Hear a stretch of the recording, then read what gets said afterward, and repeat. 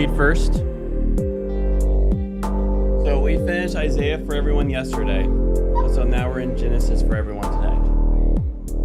Remember, the flexibility is that we could have gamed until we got to go. That was the reward. That was the reward.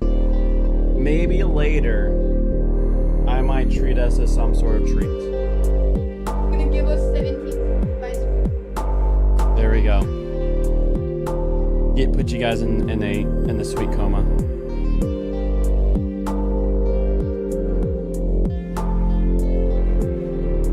Whoa, that got dark really fast.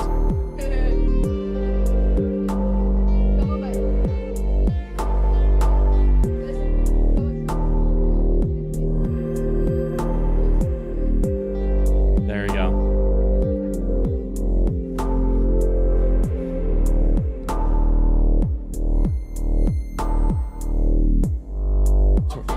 It's alright. It's right now, if I use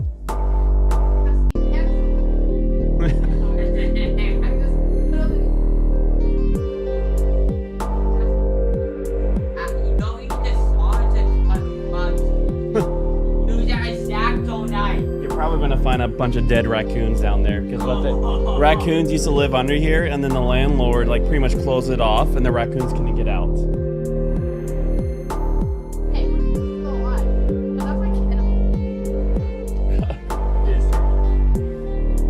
animals. But maybe it probably found a way out because animals are pretty, especially in the city, pretty especially raccoons. They're very. Maybe they just like grabbed each other and unless you're Augie, where you unless you're a fish, where like you can easily get out and your brain is dead. Yeah.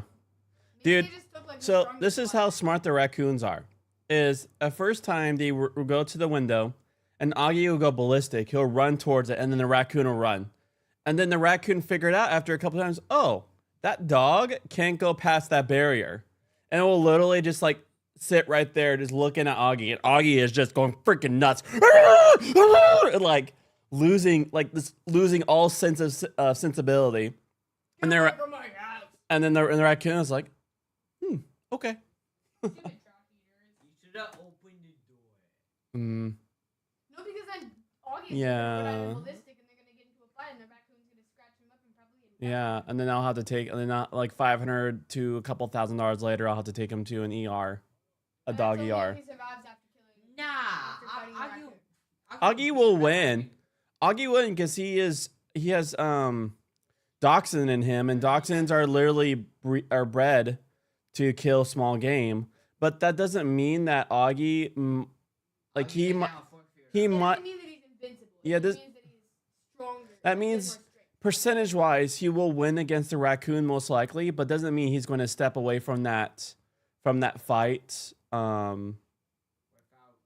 without getting a scrape or a deep cut, because raccoons have claws. They have teeth also.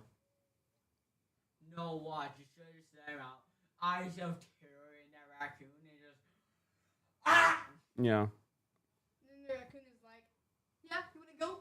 You wanna go? Ah! I mean,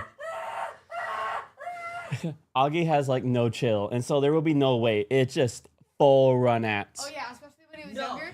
He would literally just like no, be you like, should just went like this, Corey. No, not like that. You should just went. no. But what would happen is he would just walk out and he'd be like, hey, best friend, wanna talk? Just kill him. Yeah, he has killed small rodents before. I'm not surprised. Squirrels. My cat used to bring me At home dead college. rats. Huh? My cat used to bring me home dead rats. and Oh, rats. yeah. Let's keep reading. Okay, one last thing. I saw this one where it was like this lady got a cat to kill the rats, and the cat, she's like sleeping, and the cat literally brings the rat and puts her right next to her mouth. Oh. You don't do reading. I'm gonna throw these poppets at you. Oh no. I mean, are you guys ready for me to start reading? You ready? Are you ready? I don't know if that's safe.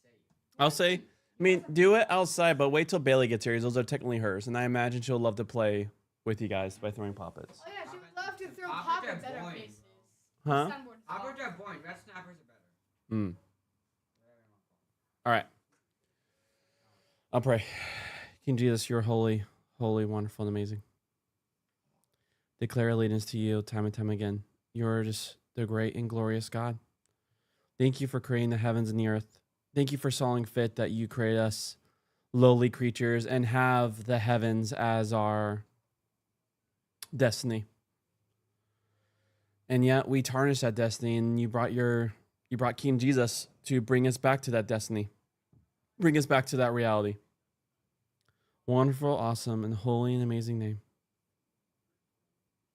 Amen. What's up? Yeah. You got it? Yeah, sure. Do you guys want to help yourself to a slice of the coconut cream pie? No? All right. Just, Ain't no. You wanna know what I want? More honeydew? huh? More honeydew? Sure. All right, JJ, can you help yourself to more honeydew, and Charlie, you can help yourself to the coconut cream pie. Actually, Char, have you eaten all your protein? Okay. Right in my hot dog. It's so tempting to kick it over. What? What? The bucks? It's just so perfect. I do have this. Okay, finish that, and then you can have some coconut cream pie. I literally like feel the juiciness. I don't say no coconut cream pie. Who would? Who would not say no? Mm-hmm. Try the honeydew. Hey, going on Steam. Oh, I was just getting it ready Sack for. boy. I was waiting for the JJ. You know, that sounds like a curse name. Sack boy. All right, we ready? Yes, go. No. In the beginning, Stop! Genesis 1:1. In the beginning, God created the heavens and the earth. All right, that's the beginning of Genesis. I still can't believe that short. Mm-hmm. There's really nothing you can get out of here. Yeah, what? The Bible. There's just green in there. Oh, created heavens and the earth. Yeah, so that means that I don't. time. It means time had a starting point. No, that's the only highlight. It's the uncaused cause. That's the only highlight. So it's someone who never been created. So the uncaused cause. Knowledge. And then there's also a separation between the heavens and the earth. Now remember, it's quiz you, Char. What does heavens mean? Sky. Yep. So, I'm not dumb, Corey. because sometimes people read heavens and they think, like, Cloud City, but heavens in the ancients meant sky. And you could talk about the God space as in the sky because it's other, it's unreachable. But this should be like sky and in the earth. Okay. No, the earth, the land, Mm-hmm. and then this heavens, the sky. Yeah. All right. And also, the heavens can fill up Earth space. Our son and daughter-in-law were showing us photographs of our two grandchildren. And one of them, the two children were sitting in the back of the car looking very solemn. I think we just had the birds and the bees talk, our son explained. Where do we come from? Where do we come from? Somehow knowing where we come from helps us understand who we are. So where we come from is an important question that is not only true of us as individuals. In the United States, a foreigner is struck by the heat, attaching to questions about the origin of humanity and the origin of the world itself. Did we evolve in a purely natural way? Or did we come into being through a process in which God was involved? So these conversations usually always happen in the United States, right? Do we come through macroevolution? So that's, as you know, from fish to monkey to human, or was there a process? So that's purely natural. And actually, even that, like, there's a group called theistic evolution where they believe that and believe Yahweh was part of the process of that happening. But we're we're always super concerned about the conversation, no matter who we are, where we come from. It's something that's gripping on our psyches all like. Yeah, go ahead and fill up your water, bro. What?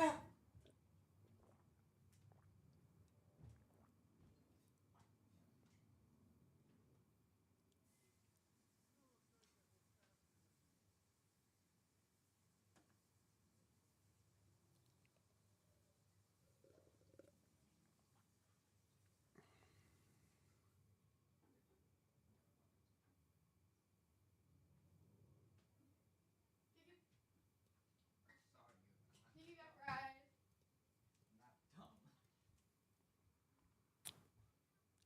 Ready. Oof. I was once told that the first rule of creative writing is write a gripping opening line. The first verse in the Bible is a gripping opening line. One could spend quite some time standing in awe before it. In the beginning. Genesis is not talking about the absolute beginning, whatever that was. I guess there wasn't one because God had no beginning. Isn't that crazy, mind-blowing that Yahweh had no beginning? He just is and exists out of time. My brain's broken. Yeah. What's a brain? Yeah, what's a brain anymore? It's crazy because he's outside of time. What's a brain anymore? My brain's not even here anymore. It's crazy thing because he's outside of time. He created matter, which then started the flow of time. Like that is... It's talking about the beginning of the world. The standard Jewish translation of the opening verse is when God began to create the heavens and the earth. That avoids giving the impression that Genesis is talking about the absolute beginning. It doesn't pretend to know what God was doing before the beginning of the world. The early African theologian Augustine. Where's Augie? Can't even find it. Augustine! Come on, boy. Who's our little African theologian? Yeah, you are. No, he's not. He's a dog. Is that what your name is after? Mm-hmm. Augustine of Hippo. Actually, Mm-hmm. So the early African theologian Augustine raises this question and passes on a jocular reply. He once heard that God was preparing hell for people who pry too deep. This idea was a bit too facetious. Facetious? I think it's right. I mean, look it up. Facetious. Thank you. This idea was a bit too facetious. Facetious. For Augustine. For Augustine. for Augie. Yeah, for Augie. For Augustine. Though not for the Reformation theologian Martin Luther, who liked the remark. But in a way that jocular reply does mesh with Augustine's own comment. So you know what jocular reply means, right? He's doing tongue-in-cheek. Or he's making a joke kind of thing. I do not know, and this is what Augustine is saying right now. I do not know what I do not know.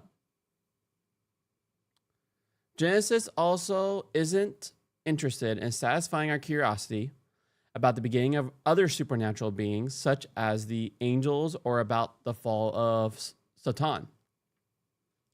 Genesis does not tell us. What we do not know, we do not know. Genesis focuses resolutely on the beginning of the world and of humanity. In the beginning, God. Who is this God?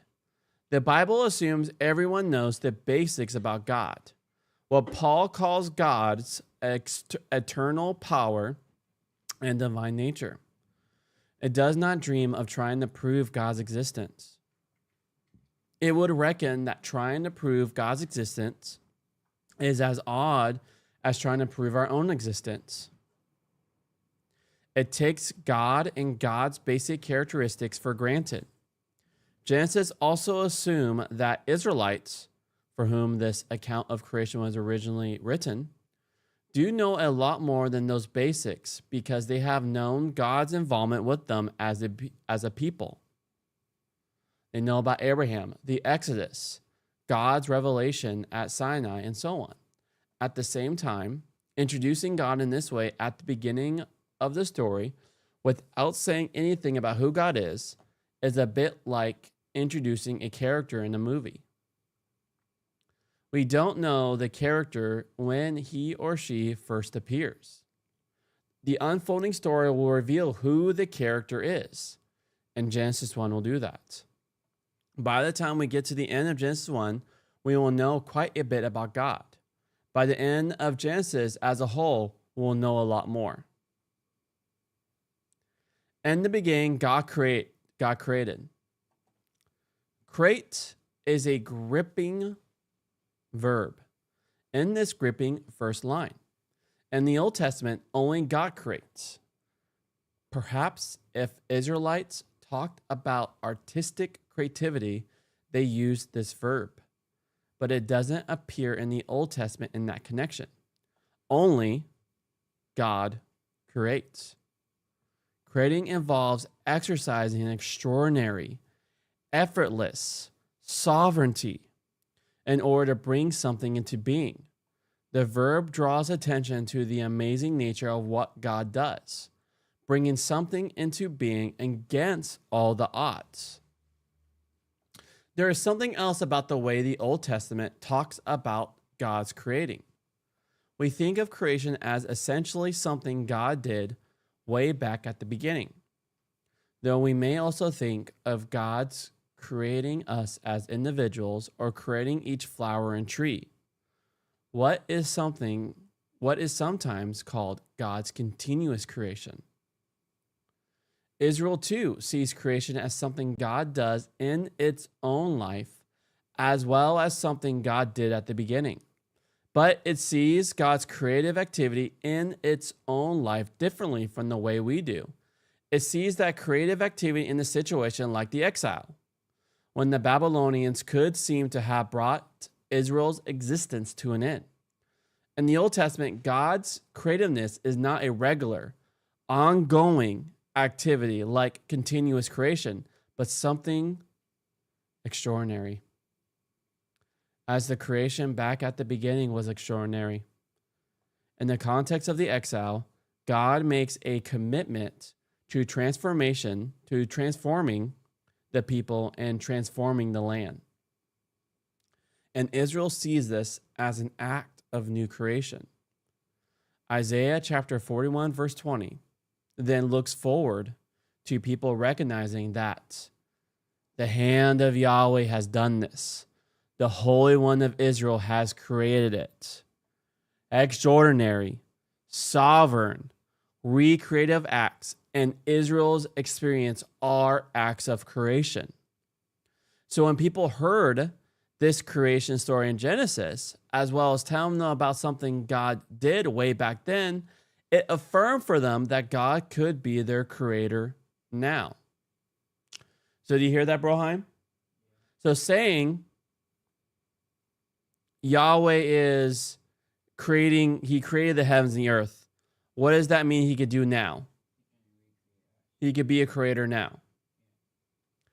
And we definitely see that in life flourishing when we declare allegiance to King Jesus, because he's where life comes from. In the beginning, God created the heavens and the earth. Other Middle Eastern peoples in Israel's day have their own creation stories that overlap with Genesis, and other peoples have their creation stories. And a century ago, people talked about Genesis 1 being based on these other Middle Eastern stories. It does look as if the authors of Genesis knew one or other of these stories, but the differences between them are more striking than the similarities. If anything, are you ready, Broheim? Genesis was setting itself over against those other accounts of creation. You know what your neighbors say about creation? Well, now I will tell you the real truth. These other peoples believed there were lots of gods. And in practice, the Israelites themselves often persisted in the same way of thinking. Right. Or polytheism, animism.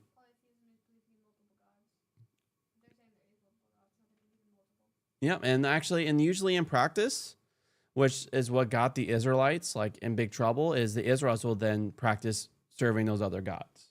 Yeah, like in feudal Japan or ancient Egypt and stuff, they would believe in multiple gods. So again, peoples in other parts of the world have thought the same, and some still do. Those other creation stories saw the world coming to existence through cooperation between the various gods, or it involved conflicts among them. The world comes into being as a result of arguments and fights among the gods. So you guys know any ancient accounts? I could give you guys a couple if you don't. Give me one. So let's take the Babylonian account.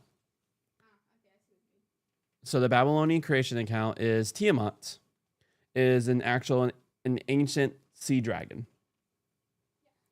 And the sea dragon was so sad because, of some other human gods interaction, like was really sad and so wanted to destroy the creations. And so Marduk made war against Tiamat and actually split Tiamat in half, and that's where we get the sea. I think the land too. But as you see in those other creation accounts, it's gods warring against each other. Or it's, Let's finish this.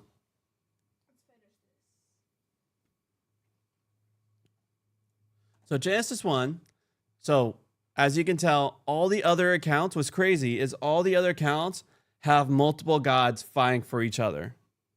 But what's the difference between the God of the Bible? He was already in there in the beginning. Yeah. It's one God. And actually, here's one last interesting fact, and I'll finish reading. Who were called the first atheist? What do you mean by atheist now? Atheist today means no one who you just don't You believe in a god. don't believe in any gods whatsoever. But who were called the first atheist? Don't remember. Christians. About it. Yeah. Because you know why? Because we said all those other accounts of multiple gods, they're not real. You're worshiping demons. And that will, in the ancient world, That's like worthy of death, right?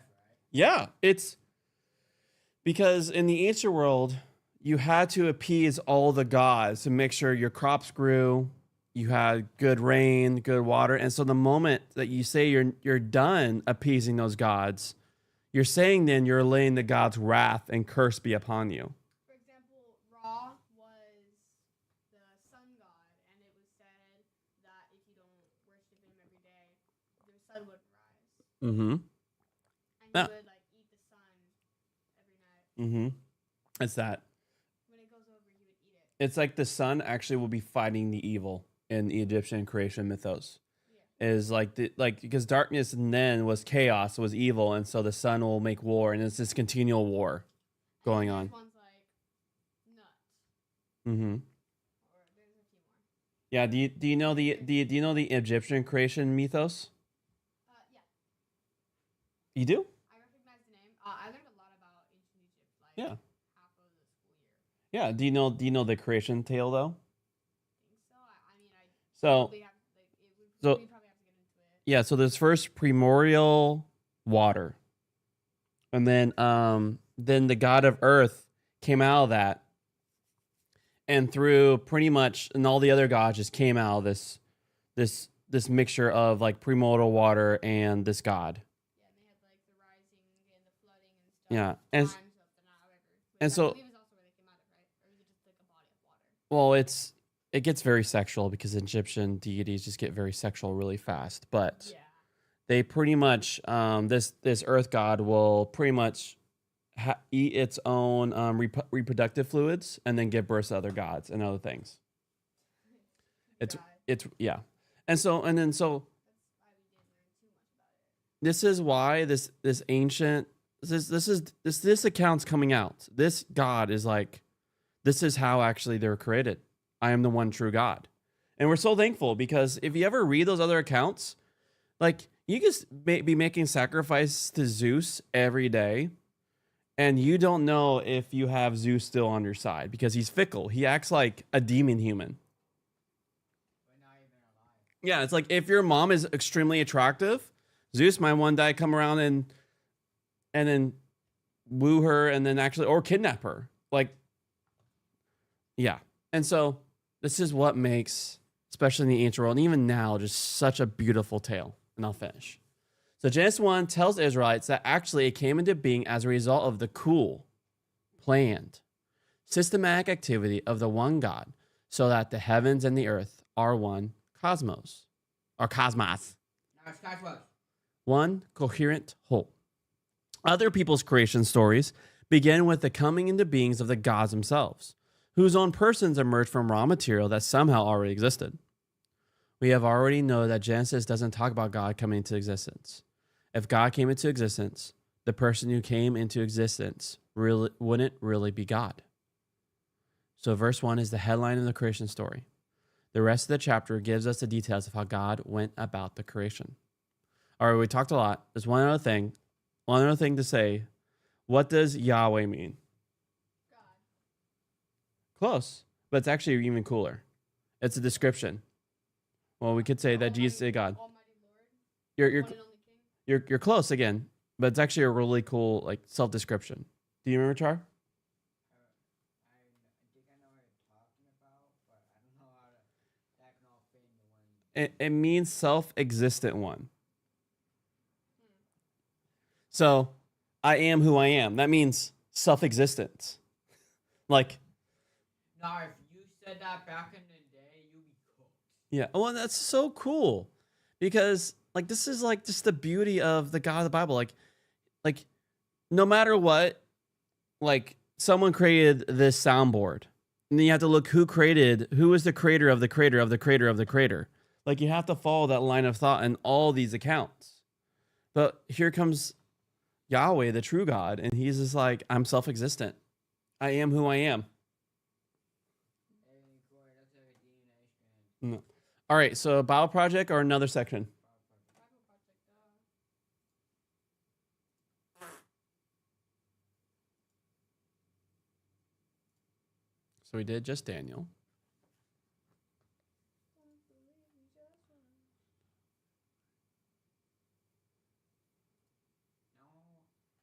So Obadiah, Micah, Habakkuk, Esther, Lamentations, Ezekiel, Ezra, Daniel, Haggai. Let me pump this up. Pump it. Yeah.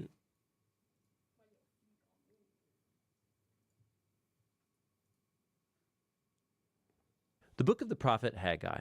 It's one of the smaller prophetic books, but crucially important in the overall story of the Hebrew Bible. So for centuries, the book of the prophet Haggai. It's one of the smaller prophetic books, but crucially important in the overall story of the Hebrew Bible.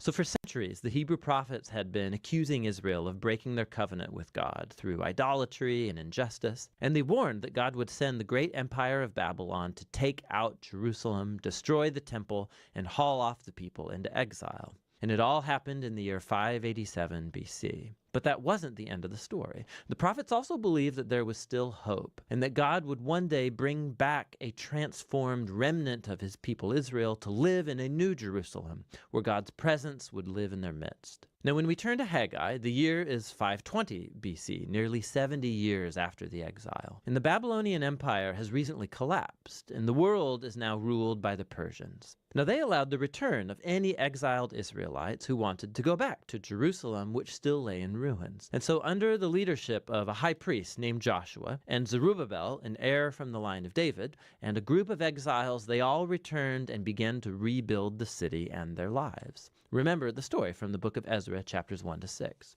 So our hopes are high, and the future seems very bright, but it's not, actually, at least from Haggai's point of view. The book consists of 4 sections that summarize Haggai's message given to the people of Jerusalem over the course of 4 months. He opens by accusing the people of misplaced priorities. And so yes, they have come back to Jerusalem, but they're spending all of their time and resources rebuilding their own fancy houses, while the temple still lay in ruins from its destruction from 70 years ago. So Haggai asks, are your own houses really more important than your allegiance to God? This neglect, Haggai says, is tantamount to the covenant rebellion of their ancestors, which is why the land is still unproductive, why they've been struck with famine and drought.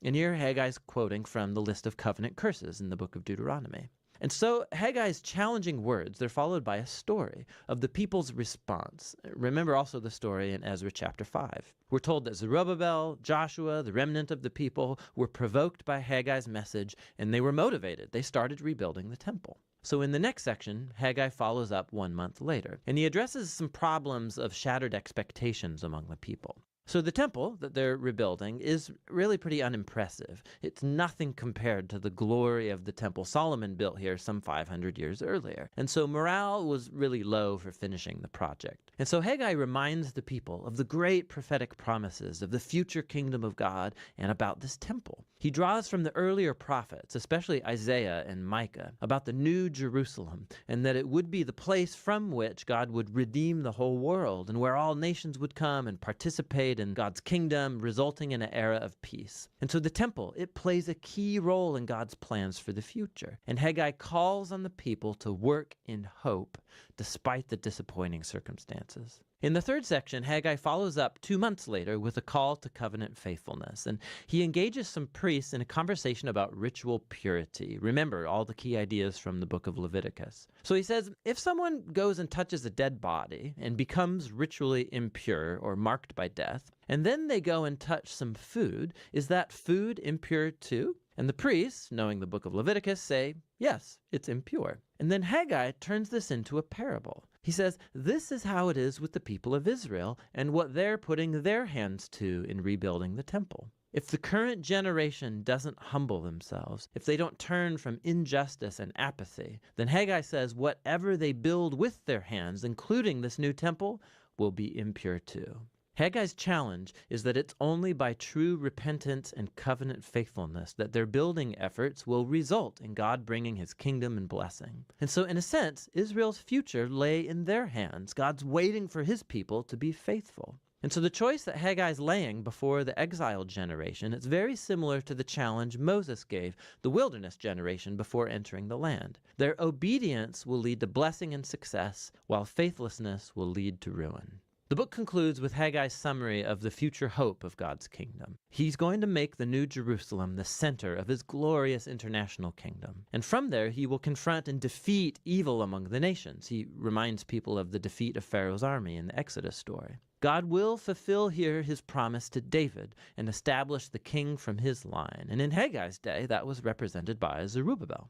And so the book ends with the choice of a bright future just hanging there. So the question is, will Haggai's generation be faithful to God? Will they experience the fulfillment of all these promises? And Zerubbabel, will he be faithful? Will he turn out to be the Messianic king? And you have to just keep reading into the final 2 books of the prophet, Zechariah and Malachi, to find out. But you can see how this little book contains a great challenge to every generation of God's people, that our choices really matter, and that the faithfulness and obedience of God's people is part of how God has chosen to work out his purposes in the world. And so this surprising truth should motivate humility and action in God's people as they look forward to God's coming kingdom.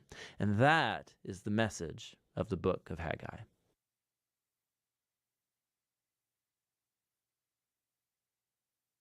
Of Haggai. All right. Brian, what stood out to you? What messages, themes did you see?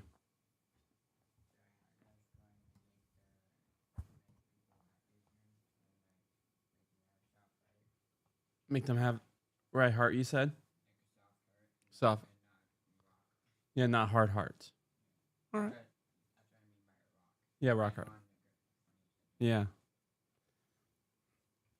Not be about the rock. Rock Johnson.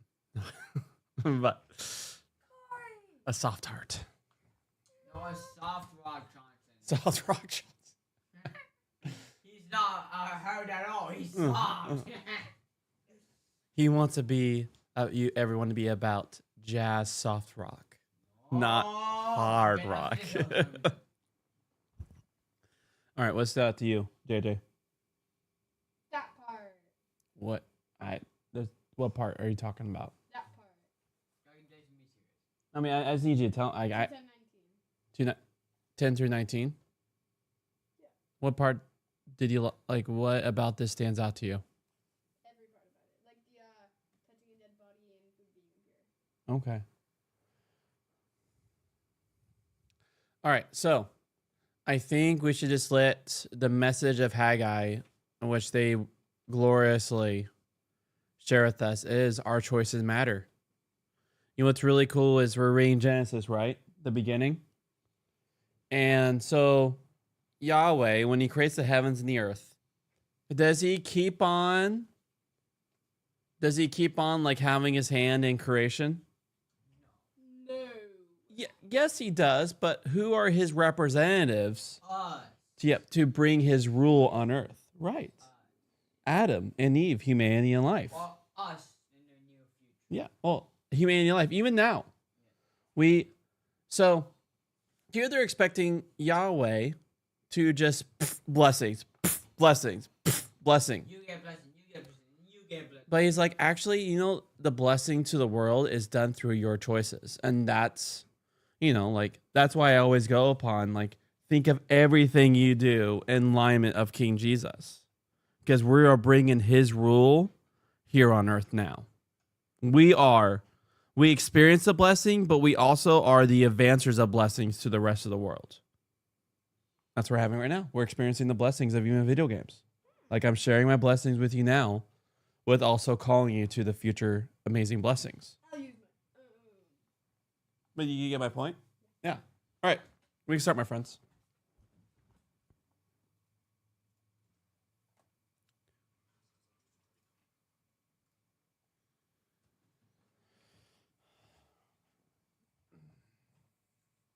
I'll put some headphones on.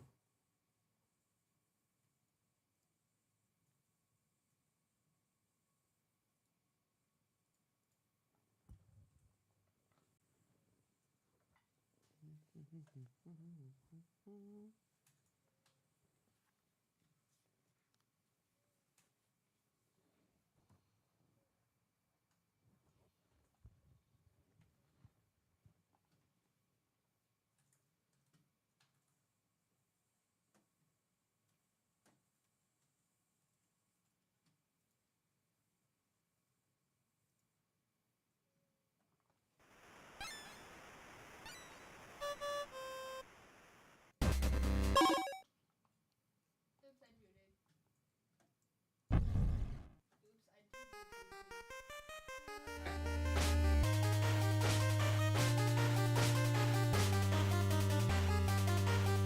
Nonsense, Corey.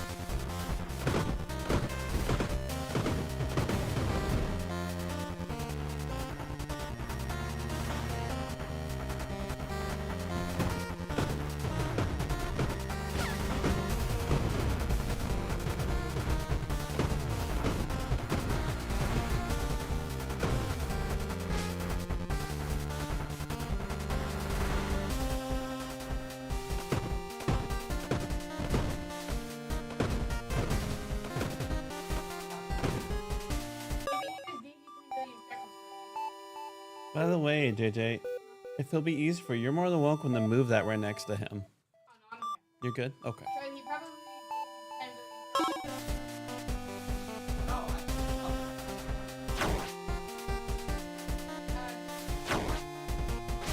If you did accept it.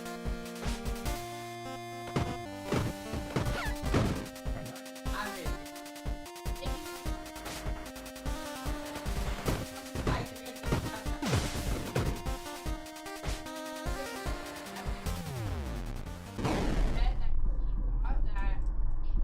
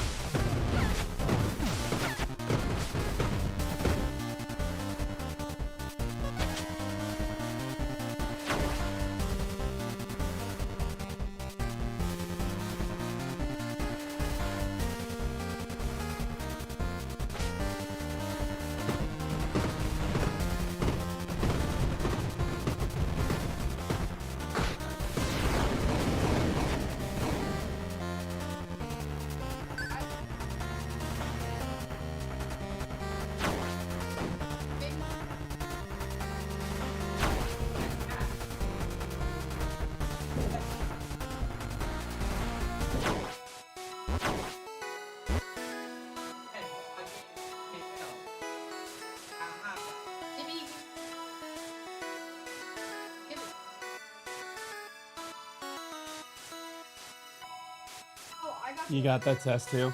I thought it was Huh. happening.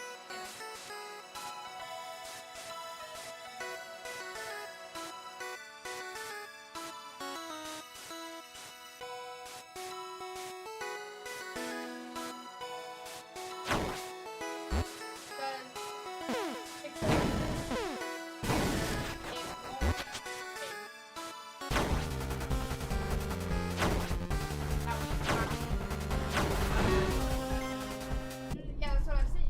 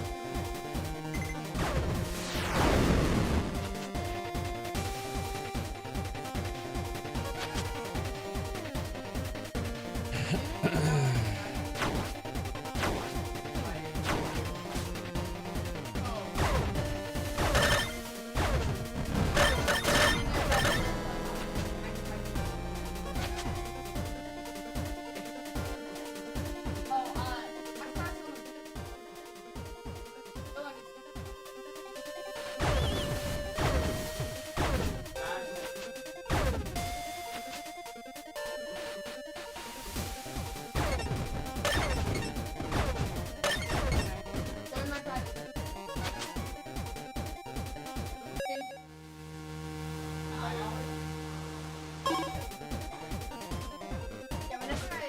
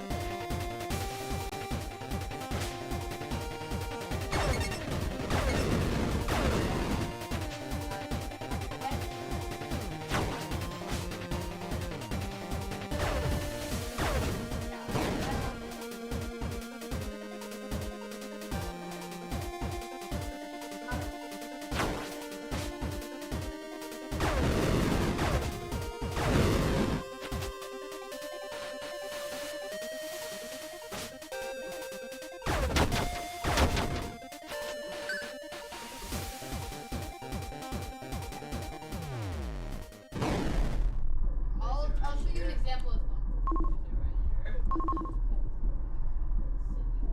First person. And now this tiny little eye sticking out.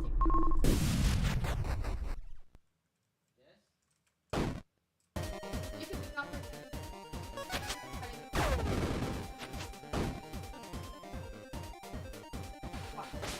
yeah, like that. Now go into first person. There you go. Here, I'll show you one.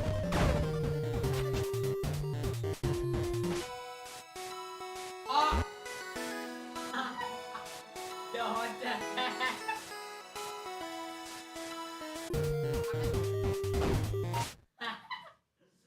What the? Yeah, I reached. No, it's so hard. Keep on starting with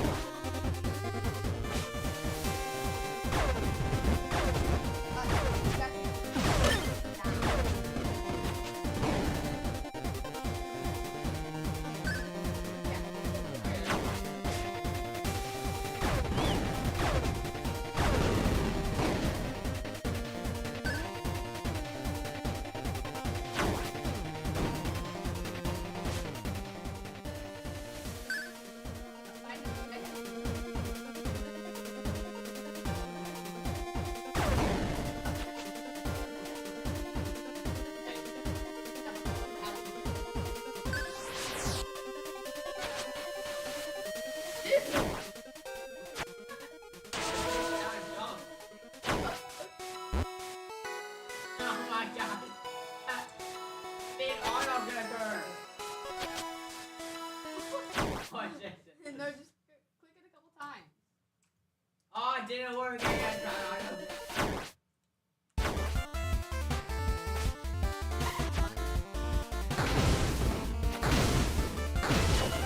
Oh, what the heck?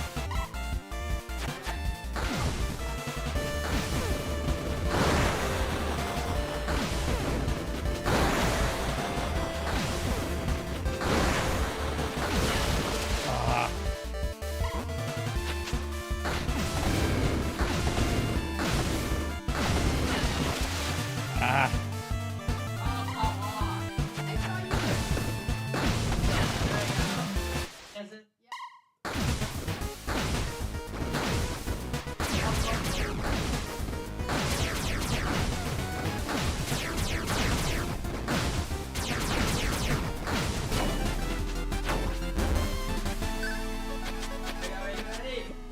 I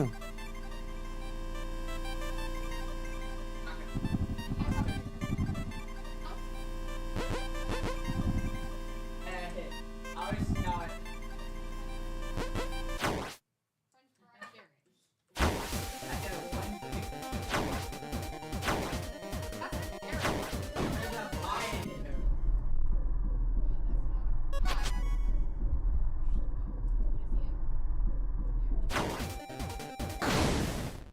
No way, you gotta do it.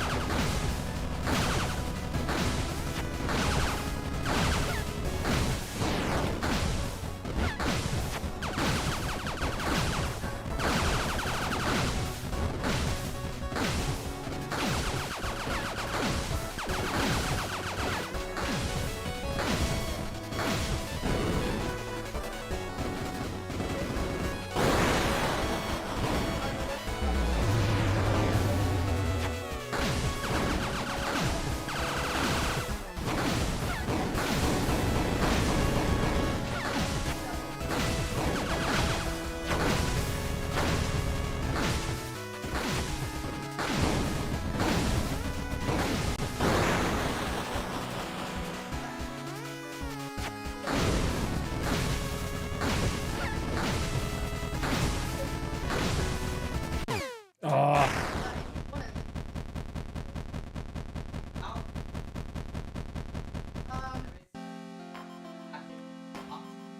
Actually, no, capybara makes it so that anything within.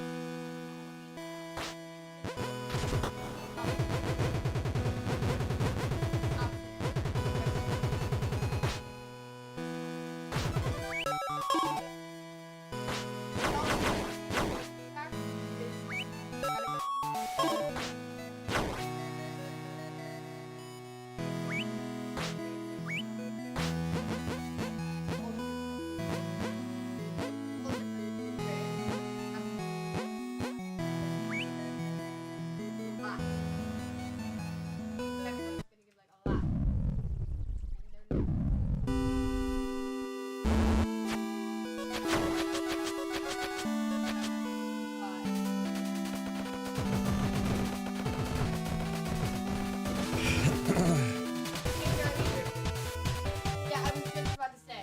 Okay, so go into the corner. And look towards my gun. Look towards my gun.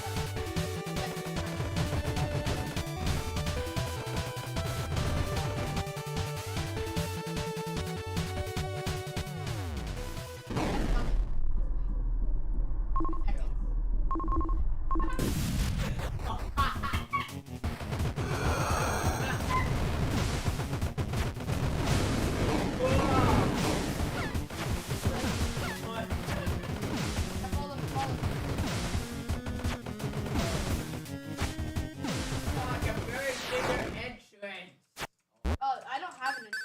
My entrance is over here. Oh, I found one.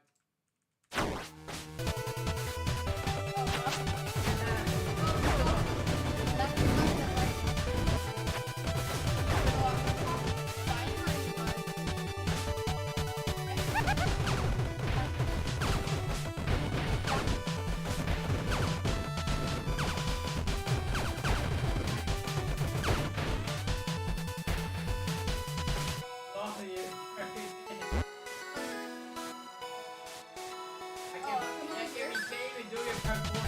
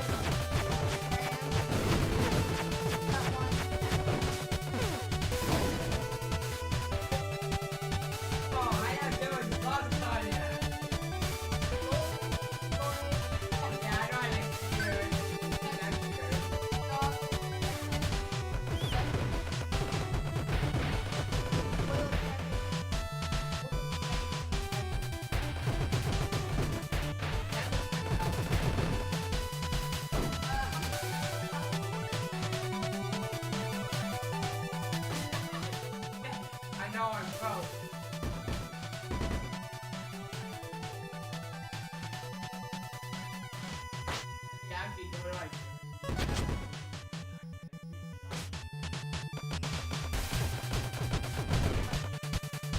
Oh my gosh, I ran right into that.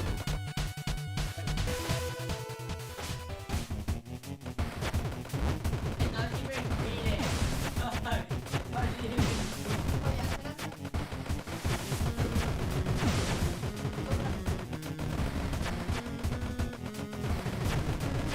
that's dirty? oh you can't even. I can cover that. That's it. Sell it? I guess. I mean that's not very much. What do you mean, what? Oh,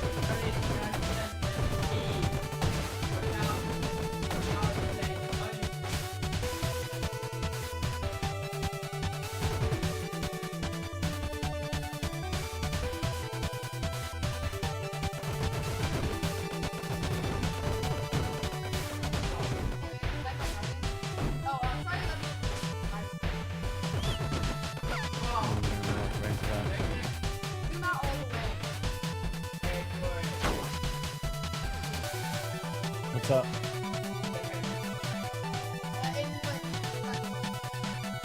That's quite the expansive garden. How did you get it so big? I'm on godly sprinkler, advanced sprinkler, normal sprinkler, pedal sprinkler, honey sprinkler, and oh, and also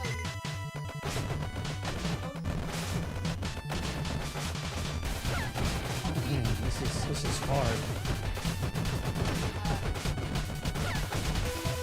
Pacing me.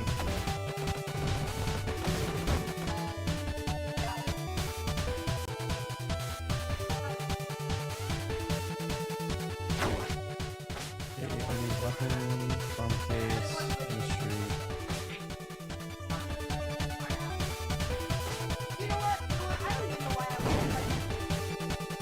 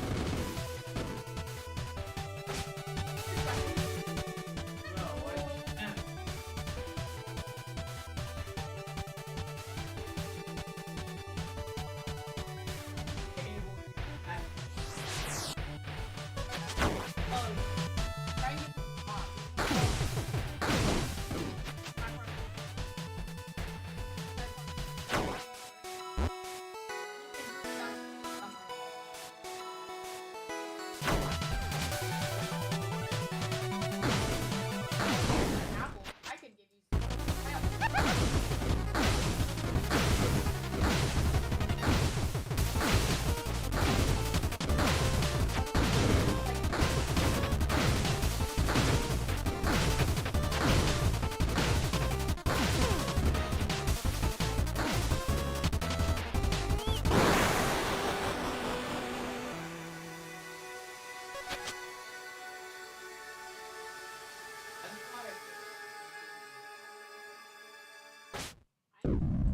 Where you gonna get more mutations on you, Trey? Eat? I don't indicate this started too much, so I don't. Why don't you AFK it?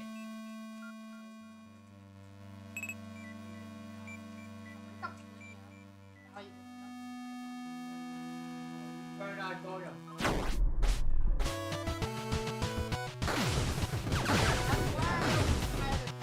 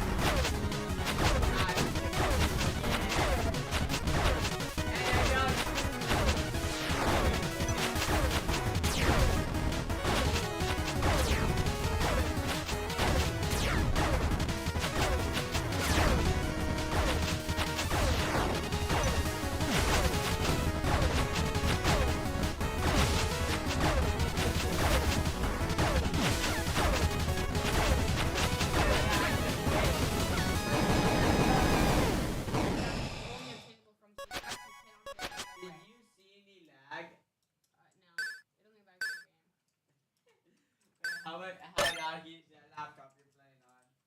Not laggy at all. What the In fact, heck? let me check real quick. I am running. Where is it?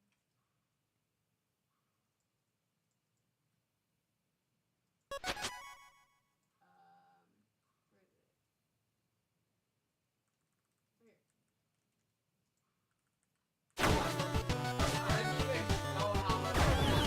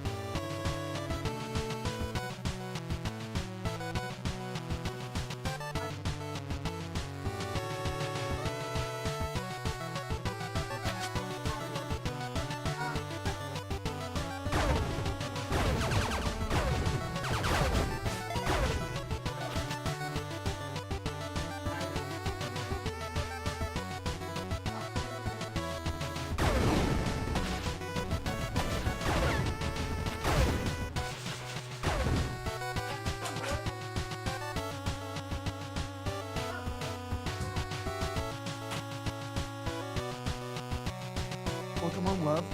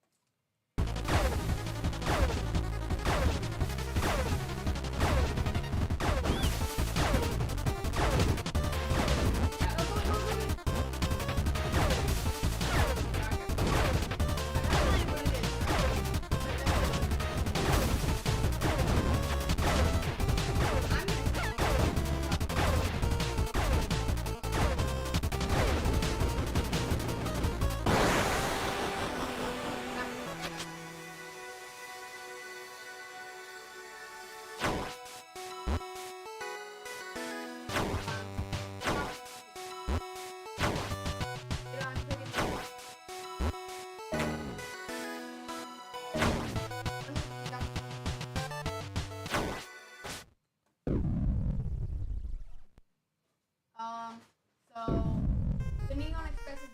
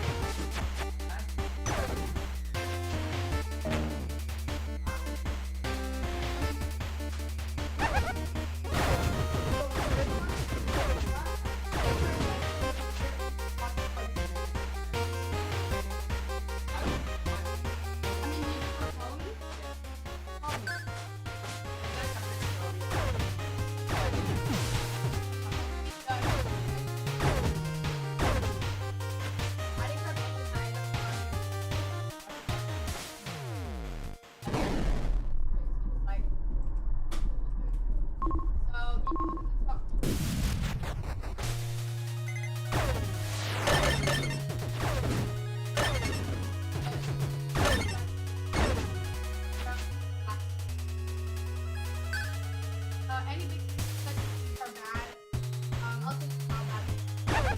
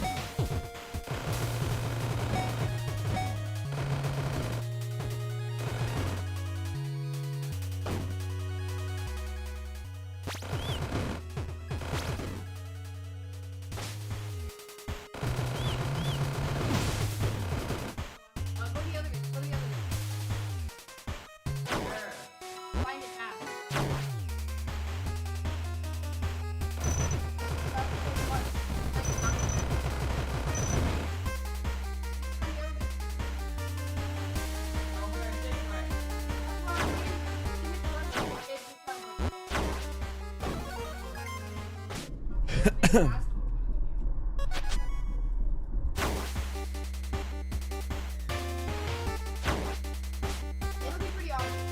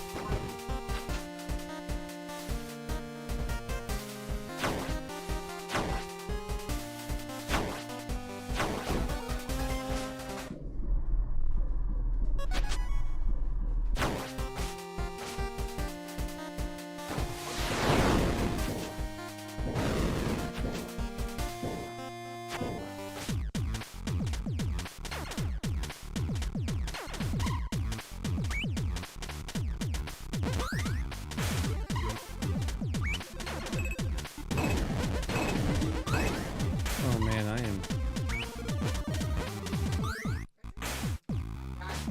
Oh gosh. Oop.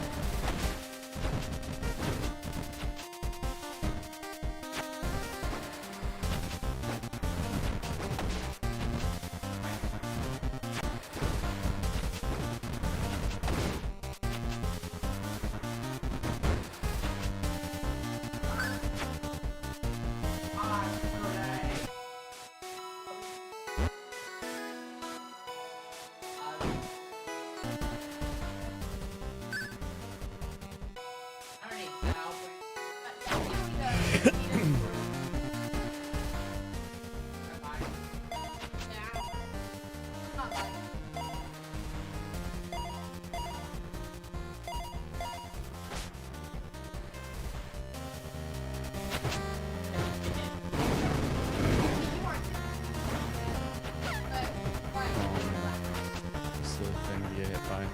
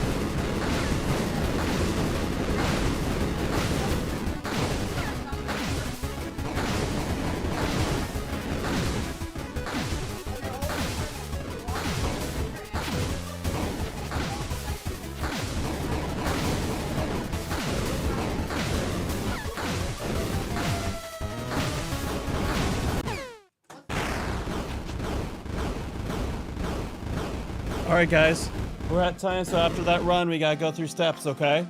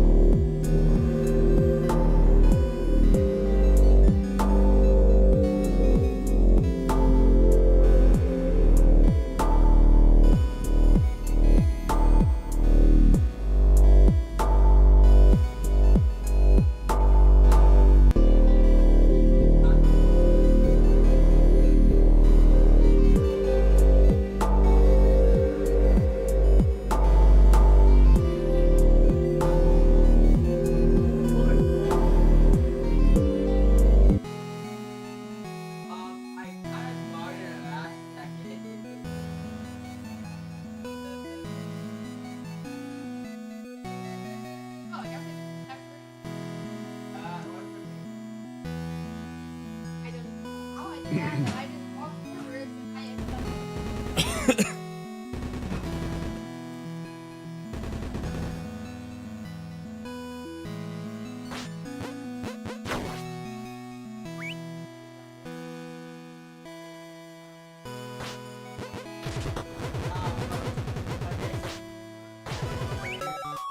No! Leave me alone! Where's it? Throw it. I know. Why? Why? Come here. Come here. Next room! Up. Up, grab. Wait! Oh, crap, flush it on.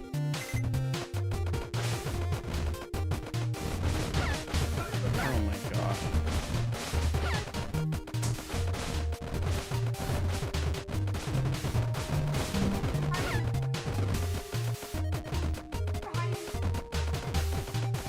Airsoft blaster.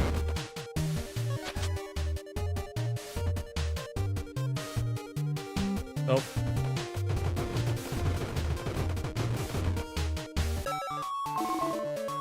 I just gotta make all the talk. Please, like, direct me to the next room, please. Oh, I'm at the circus. Wait, no, I made it. oh, you're still alive? Yeah. Oh, okay. Oh, why All right. that? I found it! I'm successful in life. Oh, I do. Can you listen for me?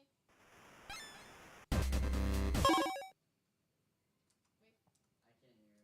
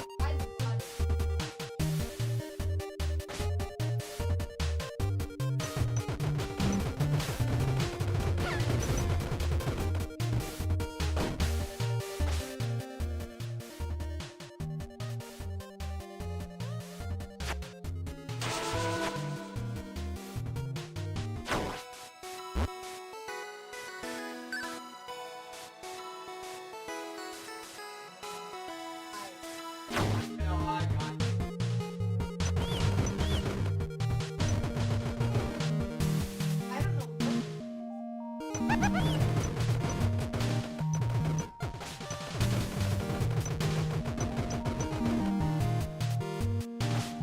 that's right.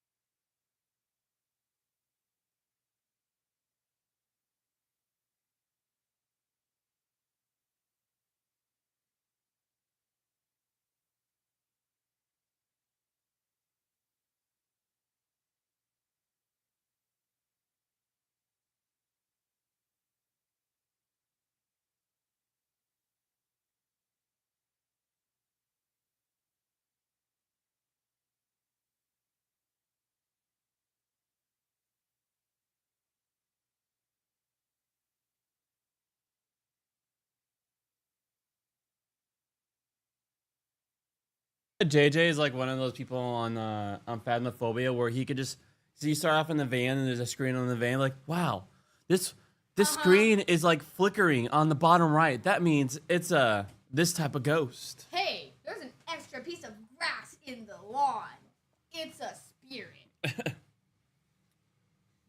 Or No, it's a demon. actually, I do something a lot like it. What I do is I put on multipliers where I can't sprint. I don't get any of my items. The ghost is really fast, instantly hunts, can hunt at any time. He's invisible. I'm invisible. My items are nerfed. It's like really insane. Wait, Corey, what does that mean? Just check the game. And it, I mean, would we have to install it, or is it just playable? I mean, I could give you guys a quick moment to look on Steam. Because it's like, what I do is I loop the ghost by bringing in my smudges. And so And you'll I be make it playing follow on me 50, around a and ping then you could play on my. Or I can play Rocket League. I think we stay with Phasmophobia. Rocket League is tough for me on. Oh yeah, there's control. Yes, multiple controllers here. Whatever you want to do, Charlie. I'm good with anything, but I'm gonna absolutely crush you in Rocket League, or we can play together in a team on a game that I'm really better like at. Because if I had the type of skills, like for example, So the kind of experience that I have with Phasmophobia, if I had it with Rocket League, I'd be like an SSL. That's how good I am at Phasmophobia. I have like is there a new version of Raft? Is that what I saw? I've got like 300 hours. Hey, library. Oh, what is that? That's just the one we have. It's just saying the final thing. Oh, okay. Do I search? And I'm not playing Raft, so.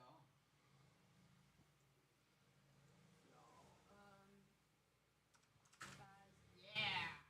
Let's go. Update. Start. And good. I'm updating it and then. Sure, you guys can do Risk Rain 2 also. Whoa, why Oh, does Gus have so much achievements on one day? It probably updated, but so like they didn't have achievements, and then you hop on, and then they floored you with achievements. But Justin will 100% that game. If we're talking Phasmophobia, they've added a lot of updates since I've last played, so I might be a little bit washed. And I play with controllers, so I also might be a little bit more washed.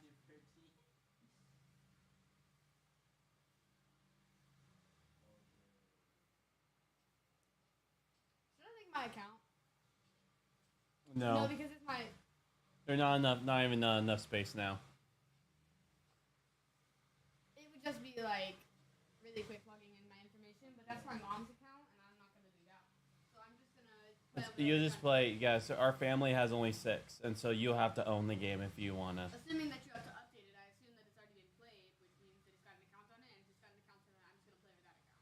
Yeah, that's why. Again, as a family, Bailey's is part of my family, and so you can play on Bailey's account.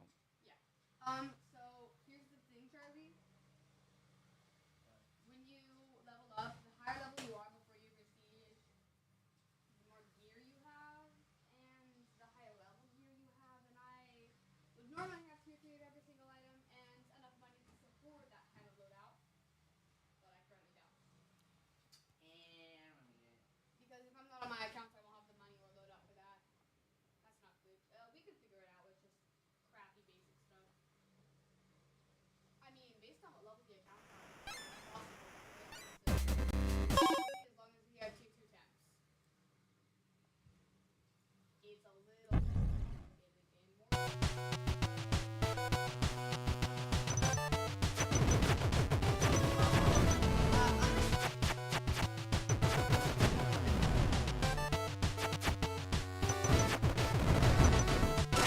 Oh my gosh.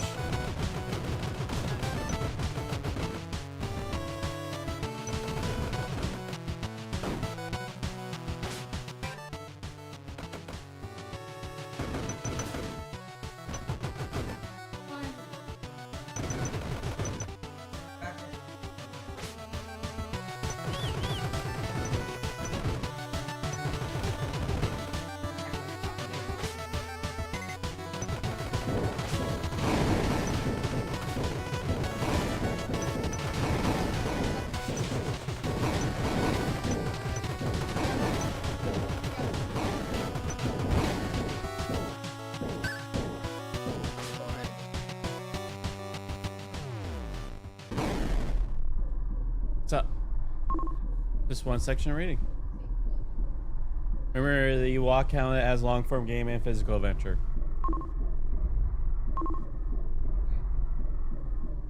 Hmm.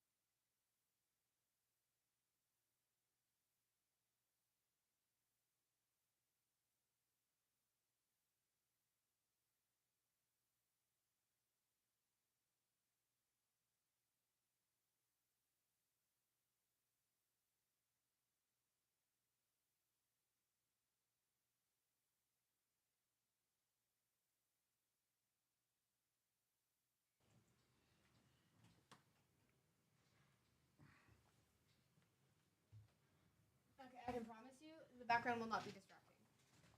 Okay. Yeah, I mean, as long as I'll take his word until he proves me otherwise. Hey, Bailey. We're going to be reading. So come here and join us. Yep. Pause it. Put it on the side and join us for reading.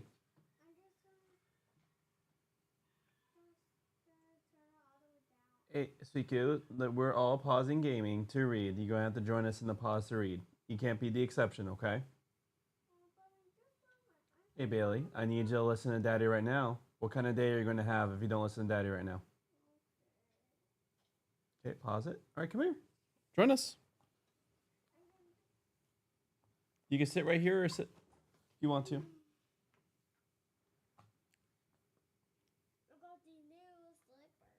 Nice. I love them. Gucci, gucci, goo. They're like mop ones. Mmm. They're brooms? Ooh. They're broom slippers. That's fun. Because they have these. Real quick, I'm gonna. Okay, it's already off. Okay. Sound. All right. Let me start reading. All right. Pepperoni and cheese. Genesis chapter 1, verse 2 to 5. Sunday. So what was today? What was this one? In the beginning. So now it's saying Sunday. Sunday, Sunday, Sunday. Now the earth was an empty waste, with darkness over the face of the deep, and God's breath sweeping over the face of the water. But God said, "Light," and light came into being. And God saw that light was good, and God separated light and darkness. God called the light day, the darkness he called night, and there was evening and morning, day one. All right. Wow. I can't really comprehend much from that, but So this is day one creation, Broheim. And so I know that. what did he do on day one? He created. He made well, a first he light created and the dark. world, and then he separated the darkness from the night. Well, this is his. So this is saying this is the start of creation. Yes, that's what I'm saying. Yeah, and so the start of creation in creating. Yes, that's exactly what I Oh, said. okay. So in creating, he did what with the light and darkness? Yep, because he created light. This is just the start of the world so far. It's not fully developed, but now we have light. And what do you call the light? Good. Tov. Dark is bad. Which gives us, him calling him Tov will give us hints about once we get to the garden and in the tree of the knowledge of good and evil. The tree of the knowledge of good and evil. Who here has been calling things good? God. God, yes, Yahweh. God. So, Determine good and evil. yep, he's the one who determines what's good and evil. All right. I have heard one or two people describe how they make records, and I've come to realize that there are two different approaches. Some people have worked it all out systematically before they go anywhere near a recording studio. So this is about making music. He's talking about. There's usually two different approaches to making music. So this is the first one. They have a systematic approach. They know how many songs they need. They know the sort of songs they want to write. They use regular formats, such as verses that each have 4 sections of 8 bars. They write all the words and afterwards compose the tunes to go with them. And then they go into the studio and record the album straight through in 2 days. Other people book 3 months in the studios, go with little clue what they will do, and proceed in serendipitous fashion, trying riffs and trading licks and experimenting with key changes and making up rhythms as they go. Both approaches can produce great records.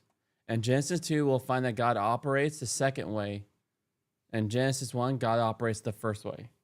The process of creation is very systematic and ordered. So, is Yahweh, he's creating with is it just chaos or is there a system to it?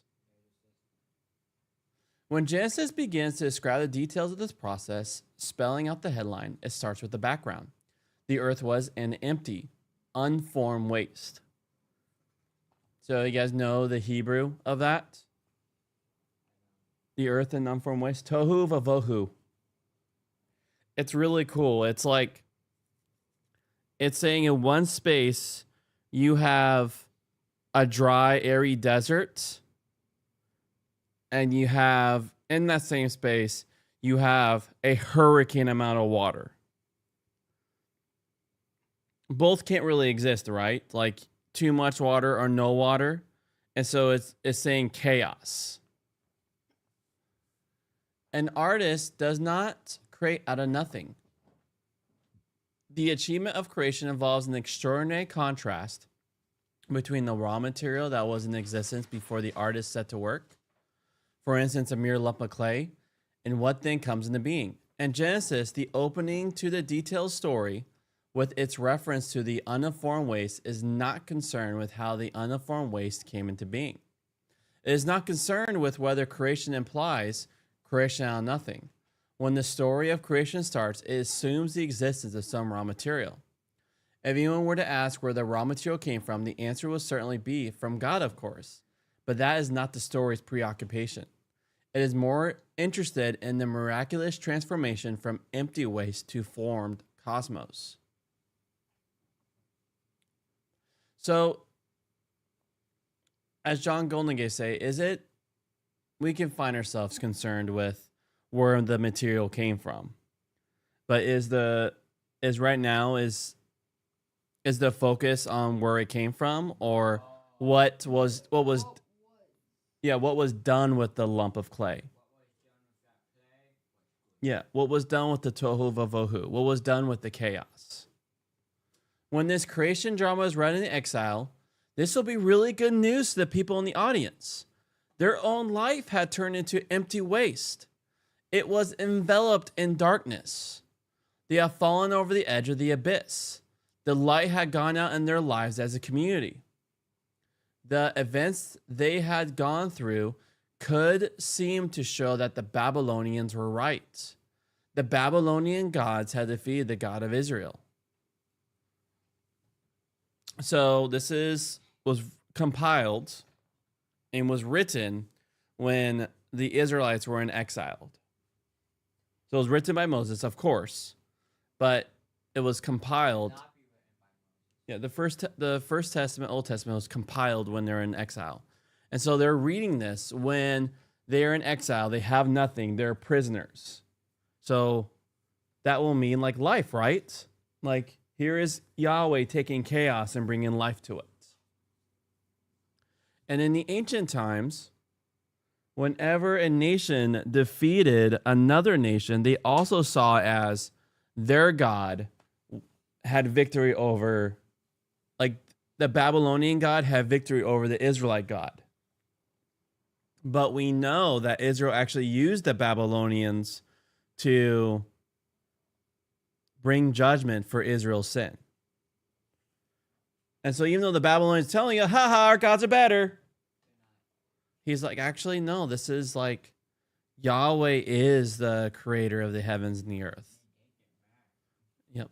And so the light has gone out, said Pandit Nehru, the first prime minister of India, when Mahatma Gandhi was assassinated just after Gandhi's vision had been realized and India had achieved independence.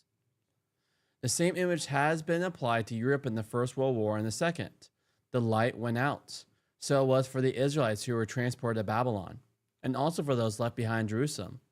Genesis portrays creation as the bringing of order out of formlessness and light from darkness, and a situation like the exile. Maybe the Creator God could be people's hope. When Jerusalem had been destroyed and many of its people had been taken to exile, it was as if the hot wind of God's breath had withered them. The creation story reminds them that God can transform such a situation. How did God transform formless waste at creation? Maybe the Genesis reference to God's breath is the beginning of an answer, because God's breath could also refer to God's spirit in a positive way. The word for spirit is also the word for breath and for wind. And the Old Testament sometimes implies a link between these. Do you remember the word for spirit in Hebrew? Ruach. Ruach. Ruach. Are Ruach. And so here we have God's Ruach, his breath, his energy, bringing life out of the death. So spirit suggests dynamic power. God's spirit suggests God's dynamic power.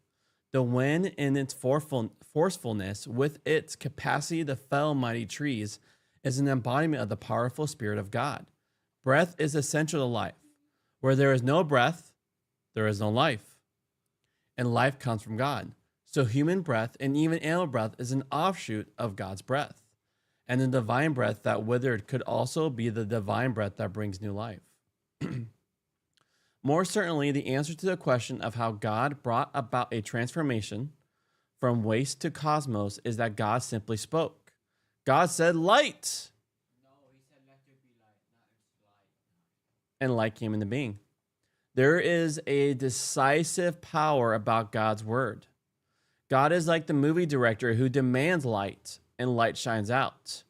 God, too, only has to say a word and something happens. Our God is like a magician snapping a finger, and something extraordinary happens. Bringing things into being at creation was quite effortless and met with no opposition. God just spoke, and it came about. Even technologically sophisticated Western countries experience power failures from time to time. And when that happens, it can be frightening. I once had a crazy boss who decided to turn off the headlights in his car when he was driving down a straight highway late at night when no one else was around. He wanted to see how dark it was. The answer is very dark. When you are in total darkness and when the lights come out, it is a wondrous relief and transformation. At the beginning, God said light, and the light came on. When something thus comes into being, God is inclined to stand back and look at it with satisfaction and be rather pleased, like a human being at the end of a good day's work. At the end of movies, yeah. That's good, God will say. Mother Teresa made it her life's work to do something beautiful for God. If we ourselves seek to do that, we are responding to the fact that creation meant that God was doing something beautiful in its own right and for us. Thus, day one, the first Sunday, comes to an end. Hebrew does not have special words for the days of the week. Words such as Sunday and Monday, it simply refers to them as the first day, the second day, and so on. So you hear that? Does Hebrew have special word? First day. Why do evening and morning come in that order? Which looks odd to Western thinking. Perhaps it is because it corresponds to the sequence of darkness and light in the chapter. In the Old Testament, festive occasions such as the Sabbath begin in the evening, as they still do for the Jews. So, in the ancient lunar Hebrew mind, a day starts in the evening.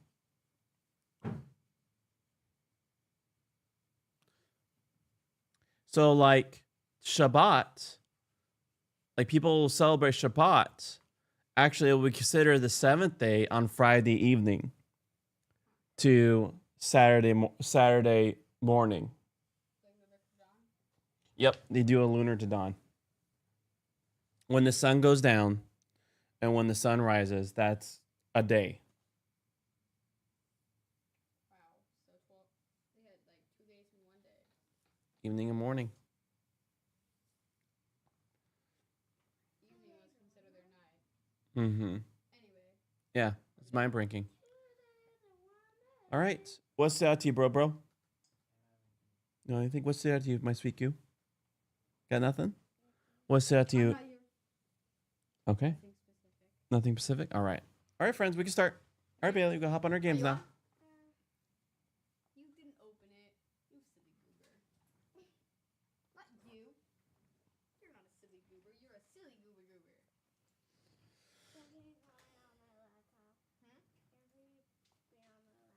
Yeah, sure.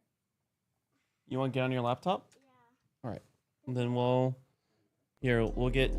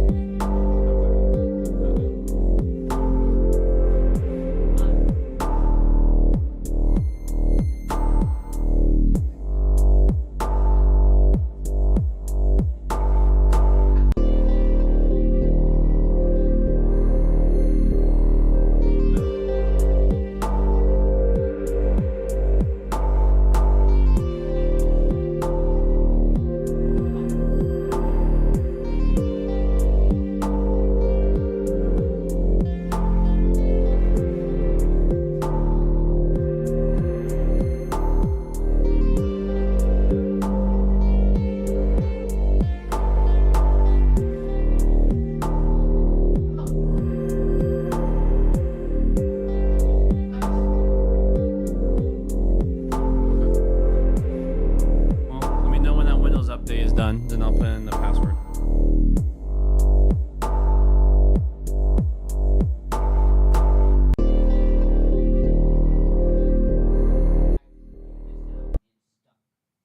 Like I can switch songs there. Click. Click. See? Like stuff. Try a different controller. Yeah, do that.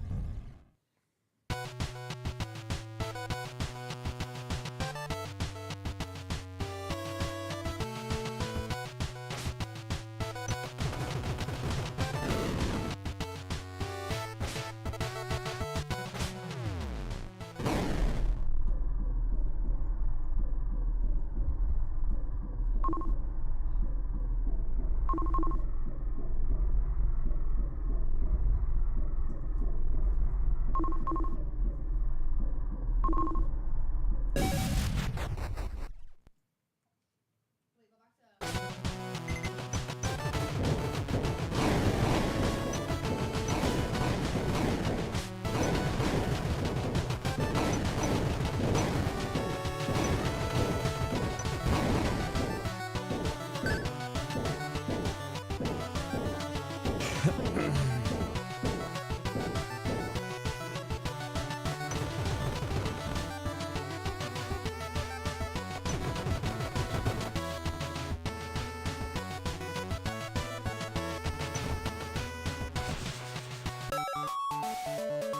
Done? All right. That's sweet. The resolution fixed itself.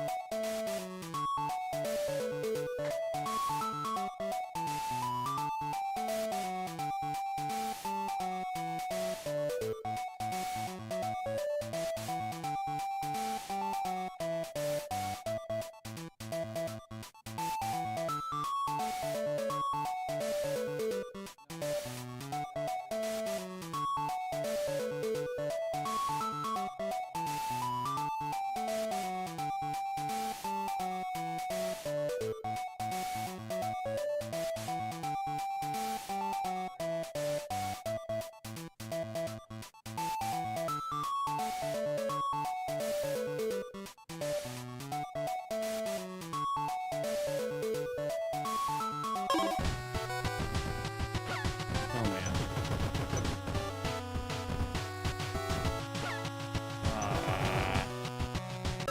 I'm actually like I usually don't do this, but had to help, so I'm gonna just reload and then call it good.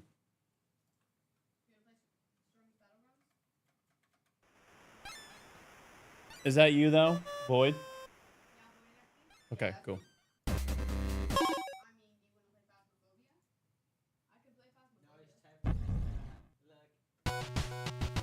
All right, do this for real.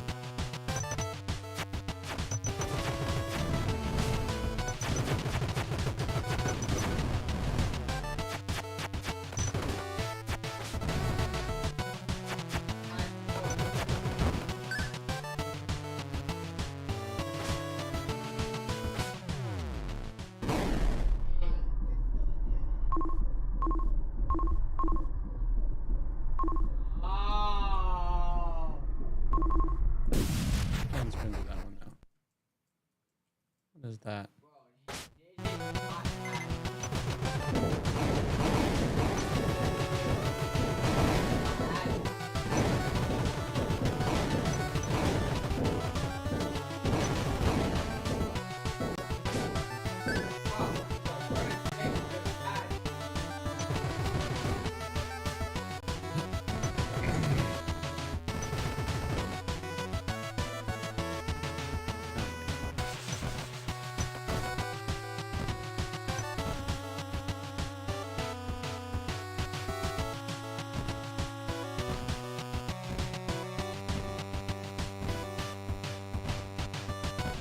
The placement of this dude.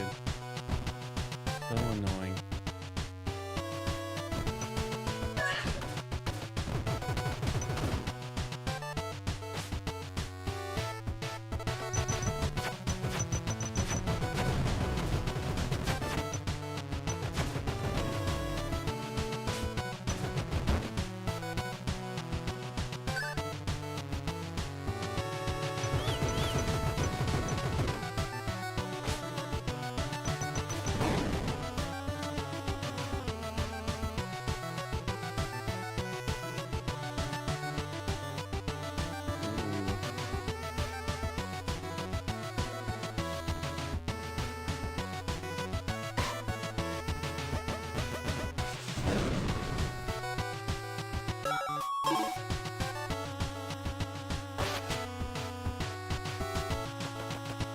Oh, that is cool.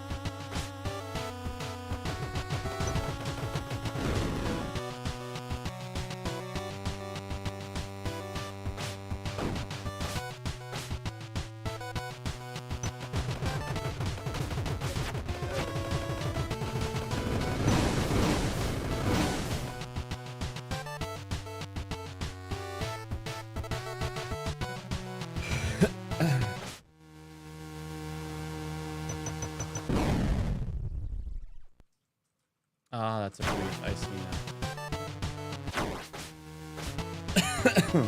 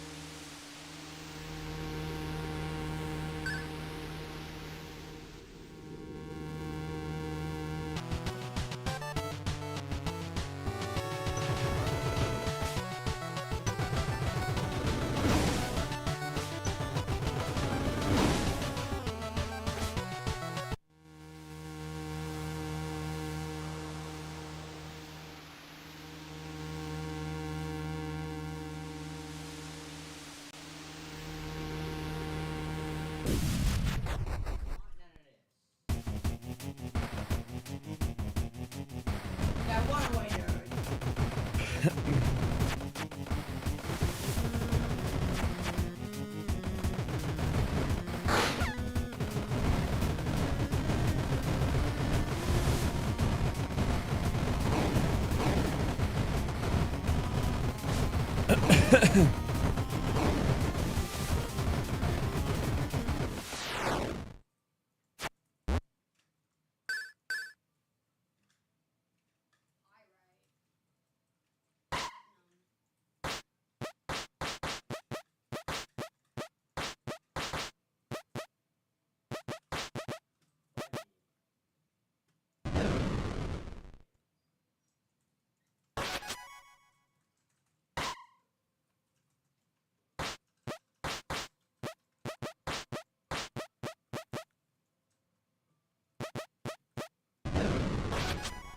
bro. Now you got to see.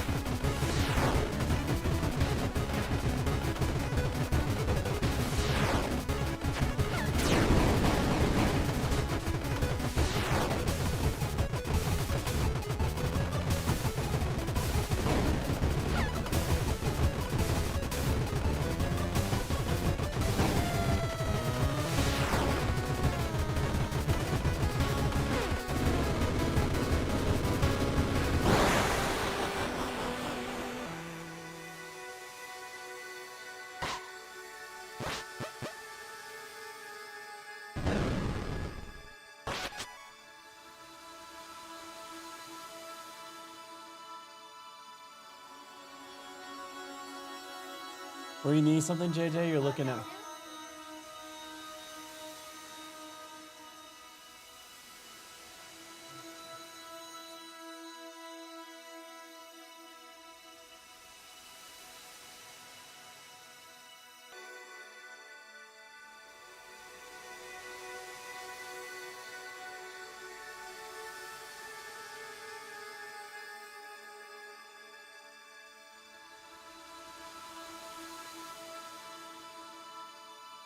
Look at that face of despair. Anger. I really should just Hey, Bailey. Don't do that. Love you.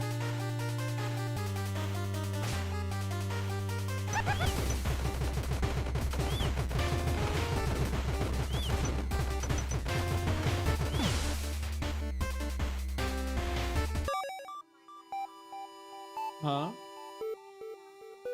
I know, it's age. I'll have to beat Lego Batman first.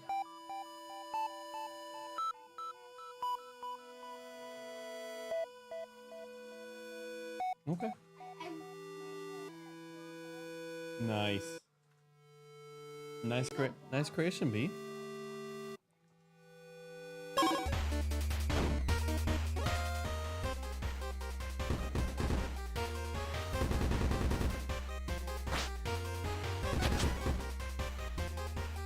Oh my god.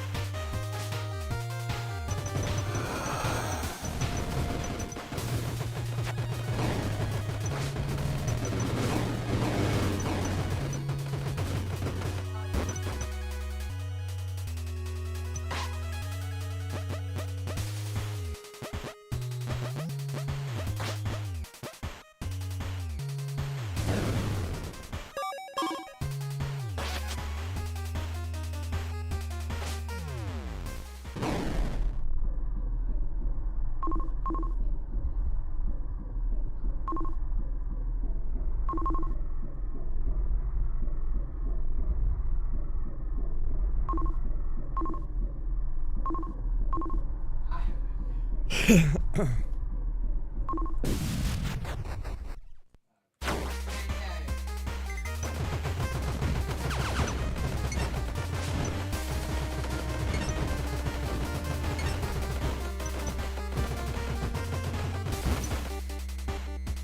at the house.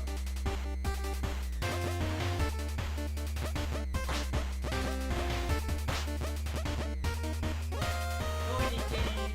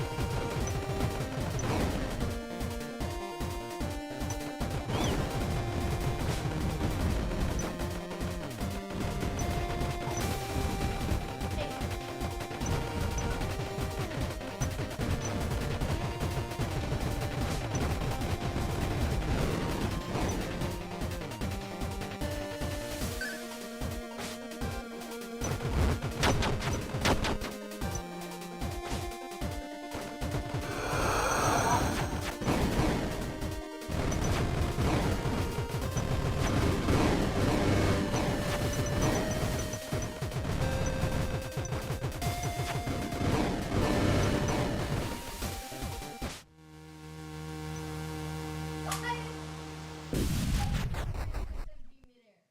Are we for real?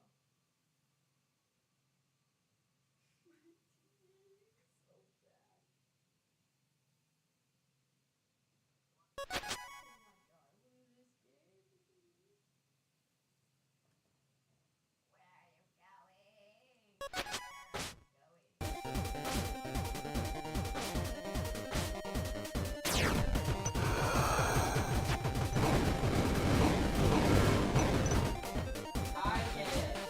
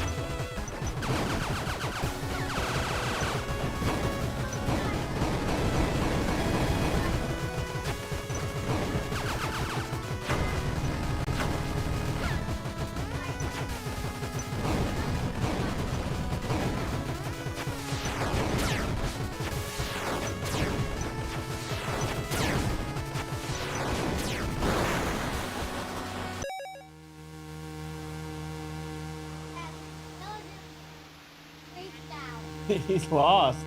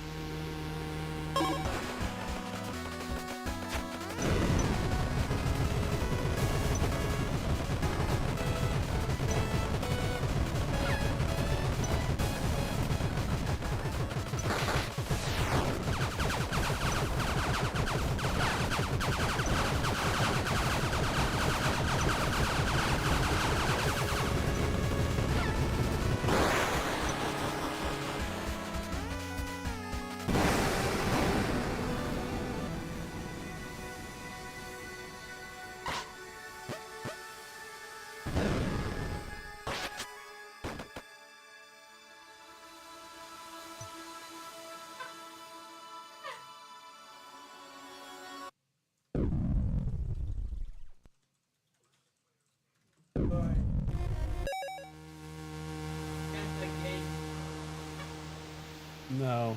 It looks like the back. Oh, it's a Portal game, right? That's right. Oh. Oh, that's funny.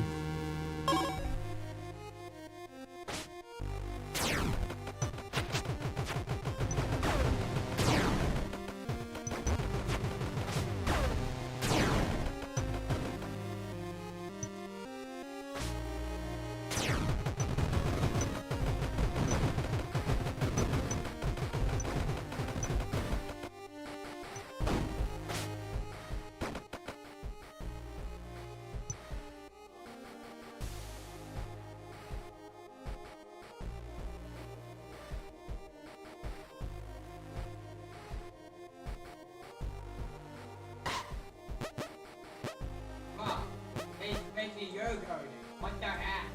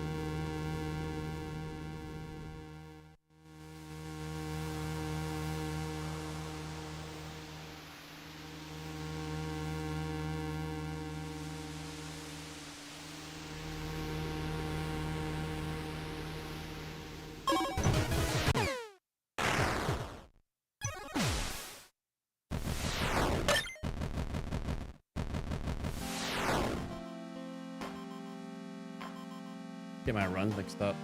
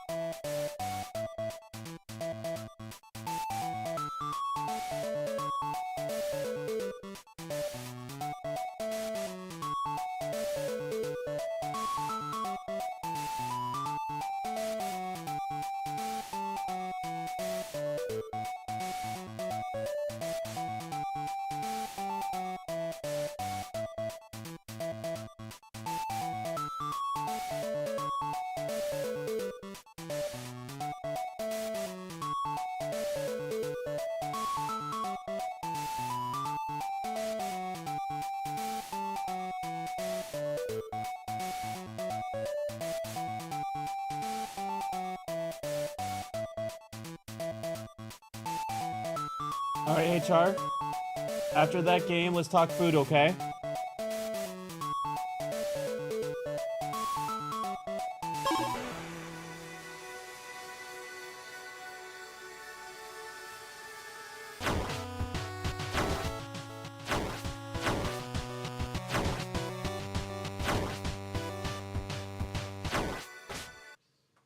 Oh my god.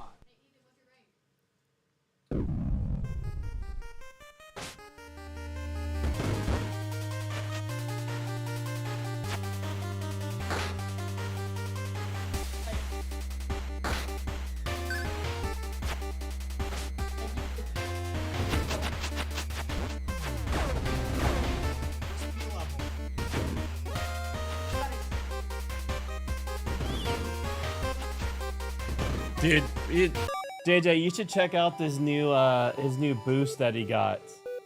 That was cool. Oh, it was.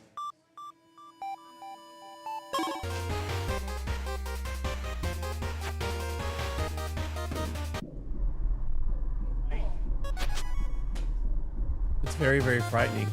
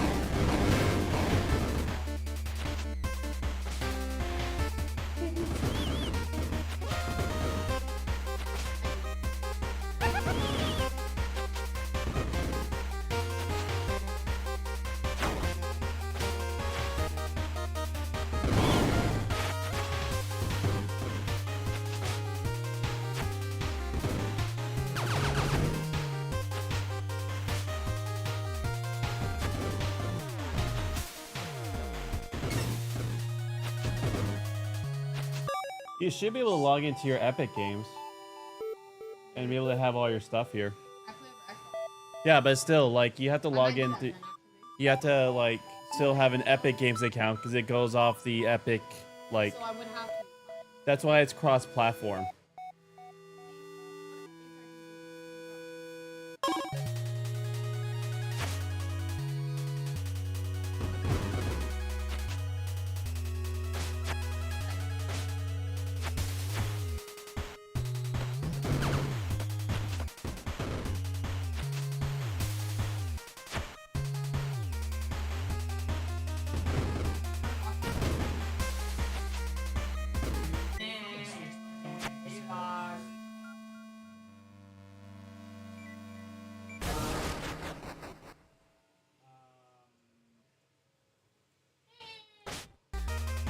All right, let's talk.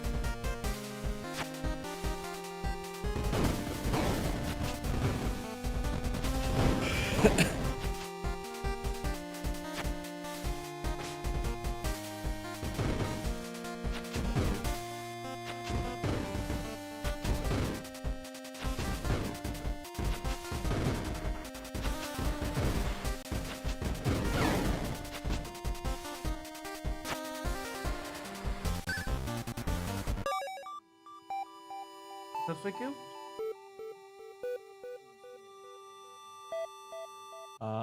Well, hey Bailey. That's gonna have right now. He came to.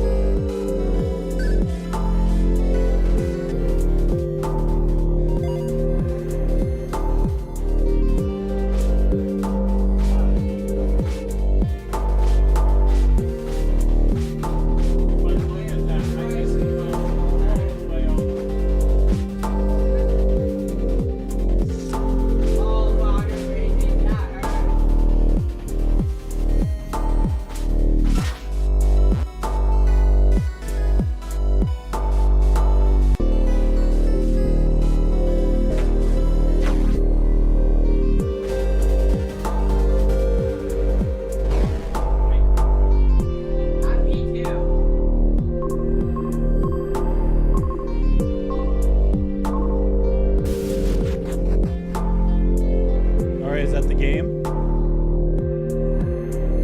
Because we gotta go get food, remember?